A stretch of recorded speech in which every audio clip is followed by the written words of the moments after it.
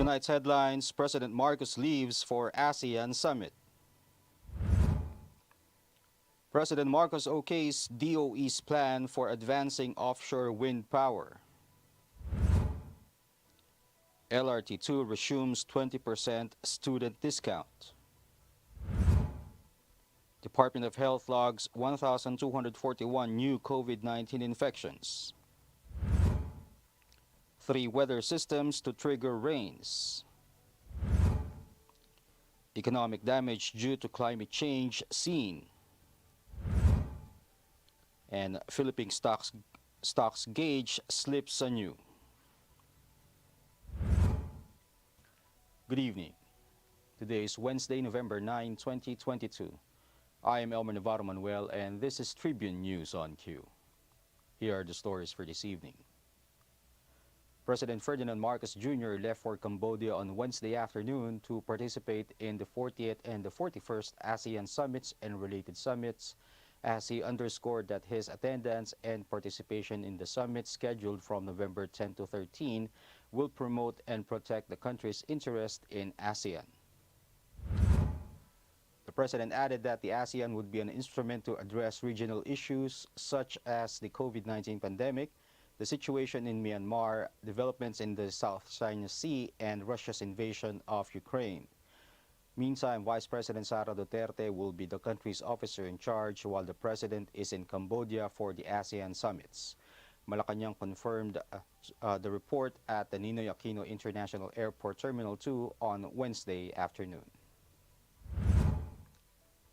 President Ferdinand Marcos Jr. approved on Wednesday the plan of the Department of Energy to explore and develop the country's offshore wind potential as a source of sustainable energy.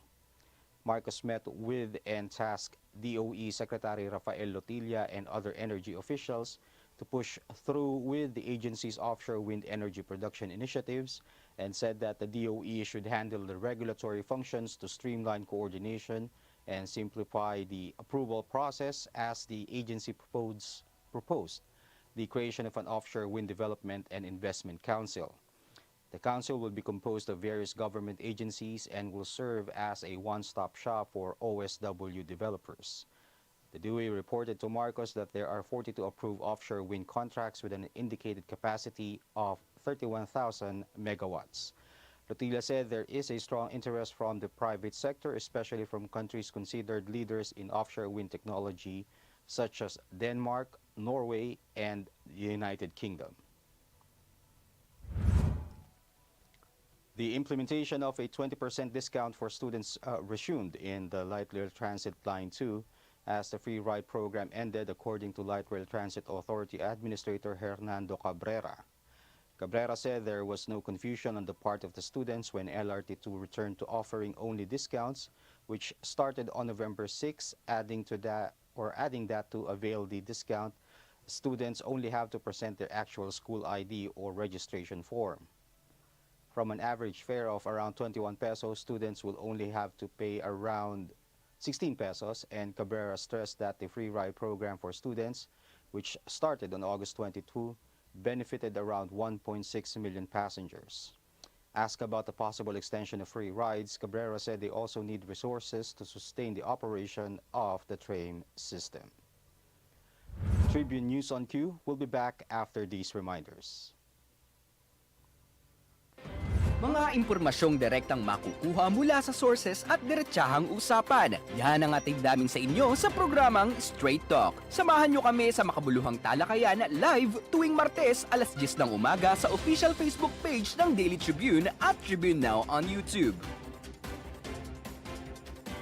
Be updated sa news and happenings katribu. Hatid ng Daily Tribune sa inyo ang mga balitang napapanahon sa loob at labas ng bansa. Kami na ang bahala sa paghahatid sa inyo ng mga latest and reliable news. We got you covered sa programang Tribune News on Q. Mapapanood mula umaga hanggang gabi, Lunes hanggang Biyernes sa Daily Tribune Facebook page at Tribune Now on YouTube.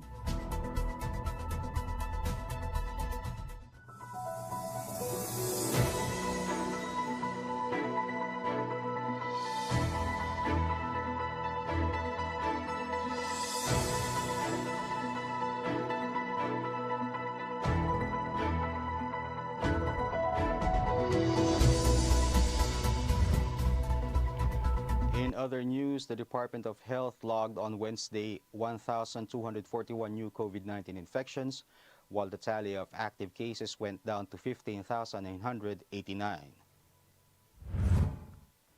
Latest data from the DOH showed that this was an increase from 694 new COVID-19 cases reported on Tuesday, while the active tally dropped from 16,034. The fresh cases also brought the nationwide caseload to 4,012,868.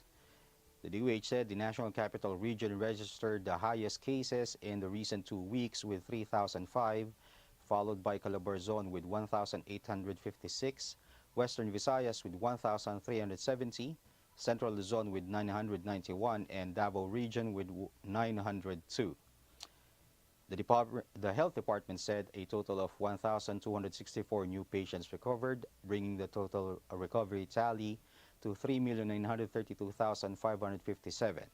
The death toll, on the other hand, also climbed to 64,322 with 24 new fatalities. State Weather Bureau Pagasa announced that 3 weather systems are expected to trigger rains across parts of the country.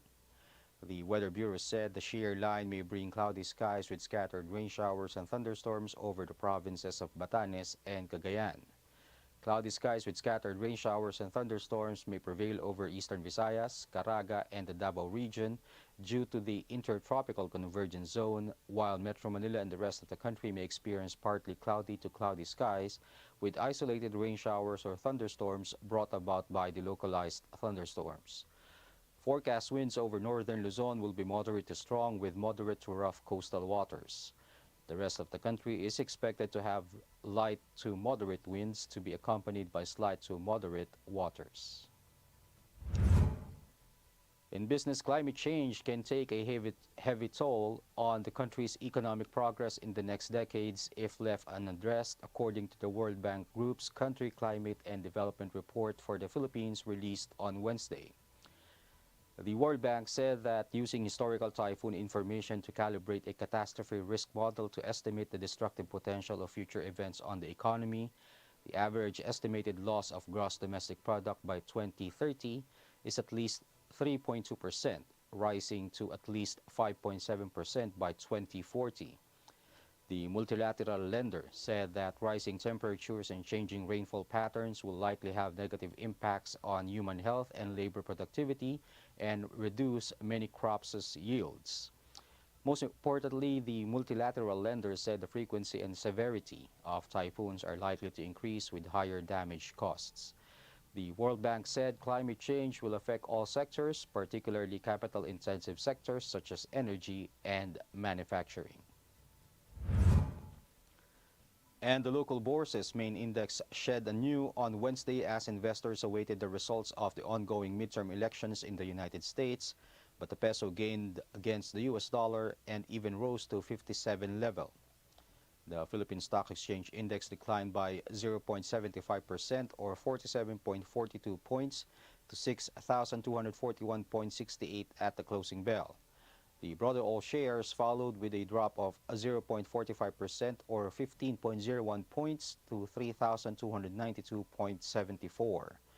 Majority of the sectoral indices also finished the day in the negative territory, namely mining and oil at 2.72%, property at 2.07%, services at 2%, and financials at 0.38%.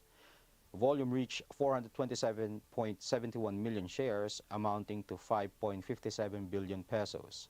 Decliners led advancers at 95 to 84, while 39 shares were unchanged. Meantime, the peso appreciated to 57.99 against the greenback, its highest after closing at 57.48 last September 20. It closed at 58.275 on Tuesday. That wraps up the stories tonight. Catch us again tomorrow at 9:30 p.m. only here at Daily Tribune's Facebook page. Again, this is Elmer Navarro Manuel and you're watching Tribune News on Q. Stay safe, stay healthy, and stay at home. Good night, and God bless us all. We would like to thank the following: Araneta, Pag-ibig, SM Supermall, Veteran, Divina Law Offices, ICTSI, Xlog, Globe, Kia, PLDT, Cherry, Tanawan, Prime Homes, RLC, Pure Gold, Meralco, and SM Retail. Catch the latest news on our website, tribune.net.ph. Follow us on Facebook, Twitter, and Instagram. Subscribe to our YouTube channel, Tribune Now. Download the Daily Tribune app on Apple Store for iOS and Google Play for Android to get the latest and most comprehensive news online. Daily Tribune invites you to join its Viber community, Katribu, to get updates on the hottest news on politics, business, sports, lifestyle, and entertainment. Emoticons of the Tribune mascot Tercito are available on our community Viber.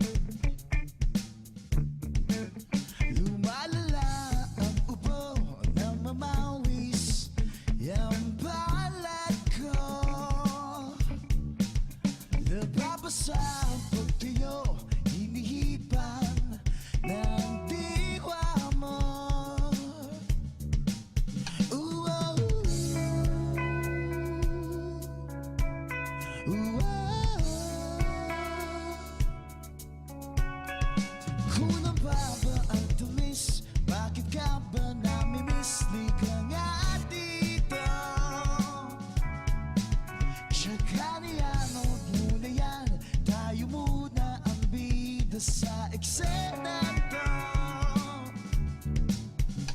bigyan natin dito. Kamusta ka na, Sinta? Di ka ba rin nagsasawa? Sana magising ko. Ikaw ang masilayin at mayakap mo'y aking naagad.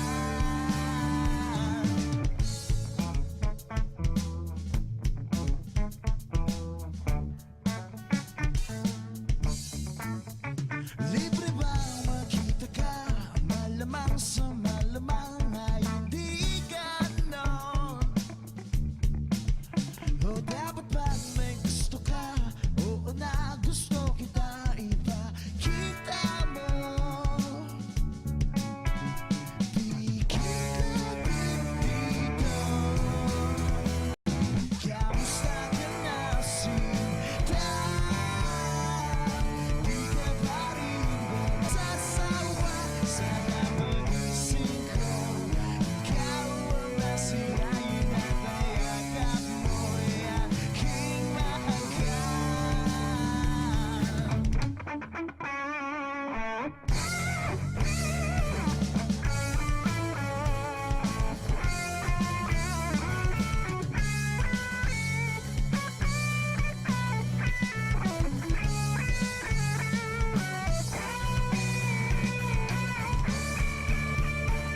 Kamusta ka na, Sinta? Kamusta ka